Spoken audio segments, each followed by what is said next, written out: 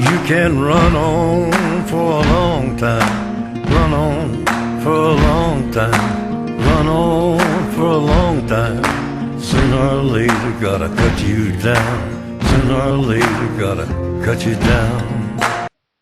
Hello everybody, I'm returning for another video. You see, a long time ago, a guy named Chase Melendez made a response video to Confused Matthew's negative review of 2001: A Space Odyssey. It didn't end very well for Chase.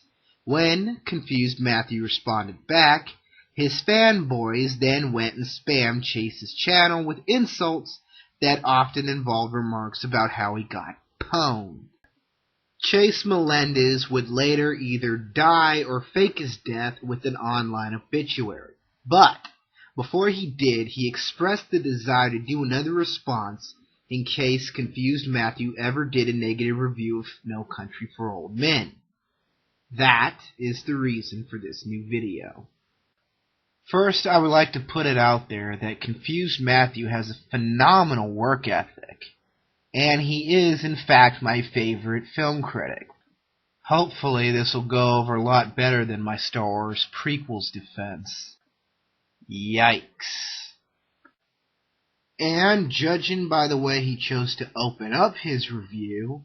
So let's get right to it. I don't want to spend any more time than I already need to on this stupid, empty, pointless, brainless, endless, retard, plotting, unforgivable, douchey, bullshit, cock-infested, useless, moronic, arbitrary, pointless, autopilot, waste of time, abortion of a film.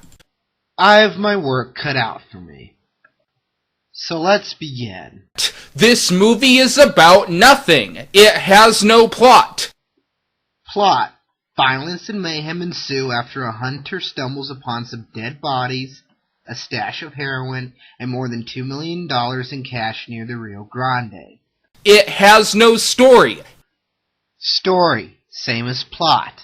It has no characters.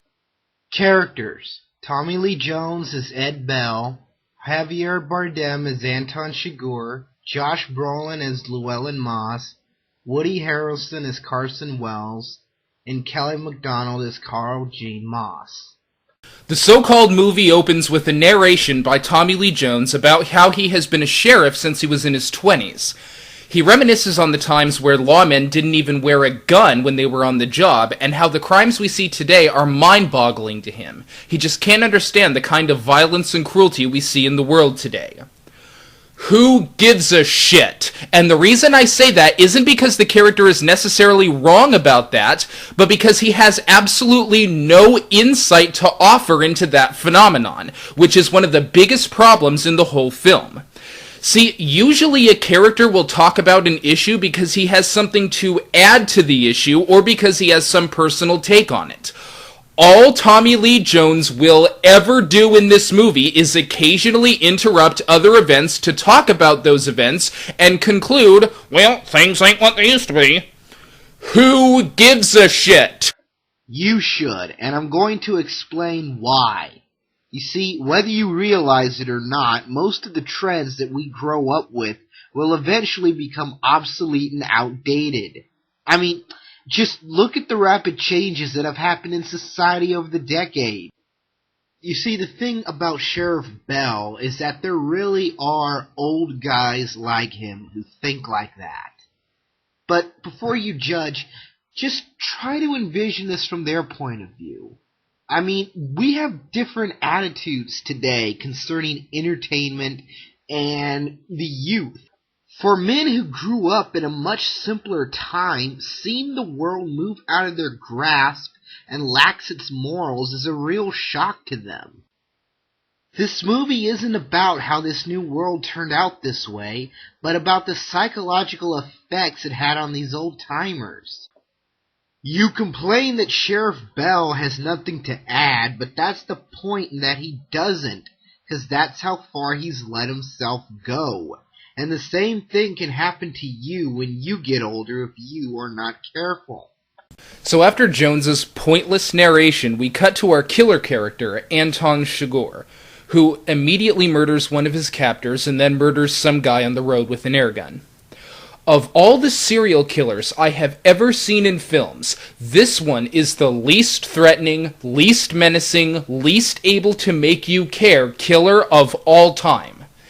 See, once again, usually when people write killers in their screenplays, they try to give them some kind of psychology or insight into what they do. No, they don't. Ever seen a slasher movie? People write killers like this in their screenplays all the time. In fact, Anton Chigurh looks a bit like the Michael Myers character, except with Beatles type of hair. And if you were listening to the opening narration, you'll notice that Sheriff Bell describes a time when he testified against a young man who was later sent to be executed for killing his girlfriend. He says that the boy told him that his motivation for doing it was because he always wanted to kill someone since he was a child. This baffled Sheriff Bell as he proceeded to say that the crime we see today is so large to be able to take its measure. Right as he says that, Anton Chigurh walks into the frame. Anton Chigurh is meant to represent the embodiment of the spree killers that Sheriff Bell talks about. But we'll get more into that later. So then we are non-introduced to Llewellyn. Now, if you haven't seen this movie yet, I'm going to do you a big favor right now. When Llewellyn first comes on the screen, he finds a dying Mexican who asks him for water, which he denies, and he finds a bag of money. That's all that happens. Period. However, since the Coen brothers have no story to tell in this film, they decided that we need to spend 15 minutes establishing those two things, mostly by way of him strolling around aimlessly in the landscape.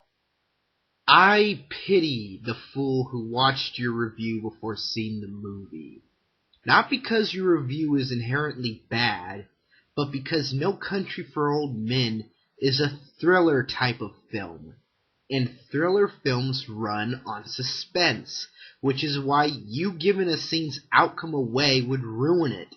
Speaking of which, anyone who is watching this without having already seen the movie, turn this video off right now. So what can we tell from this introduction to Llewellyn's character? Well, we can see that he is a very self-sufficient survivalist. Once he discovers the botched drug deal, he makes an immoral choice of leaving the dying man to die of dehydration, and that is all we need to know about him at this time. Later, he returns home after he's taken the bag of money, and he stuffs the machine gun in the bottom of his house to improve his chance of surviving in case those people come after him. Now, pay attention to this, because the Coens use the machine gun as a symbol in this movie to represent Llewellyn's struggle. But, once again, we'll get more into that later. At night, he has a change of heart and goes back to give water to the dying man, but he is too late and ends up getting chased off by gun-wielding cartels. Llewellyn and his wife then go on the run while a psychotic hitman and a violent Mexican gang try to track him down.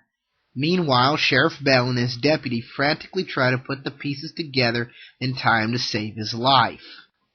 And as we can see here, he took the gun with him. So then Anton breaks into Llewellyn's house. So then Tommy Lee Jones and his deputy go to Llewellyn's house and just basically repeat the same pointless scene we saw when Anton was just bumbling around the house with a deadpan expression on his face. Once again, we learn nothing about anyone's character or story. They just basically reiterate what we already know. And then we get this shit. Oh, right. The meaning behind the television reflection. Well, as it would appear, this doesn't seem to have any meaning at first, but it does set a trend of duality between the good guys and the bad guys doing the same thing that will pay off more heavily as the film progresses. Now, with all that we have covered so far, I know what you must be thinking. Who cares? What does it have to do with the story? Well, you see, the story was written for a purpose of delivering a message. And if that message is hidden, then those who attempt to discover its meaning will have more time to meditate and reflect on what the film is trying to tell us.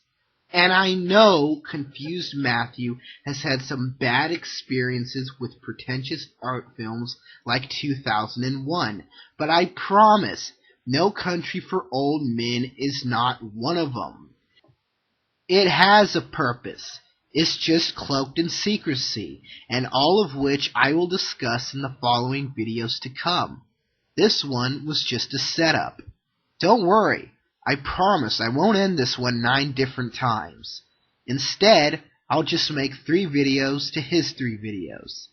As for right now, I've got other things to do. I think maybe I'll upload a second response in about a month or 2. I don't know.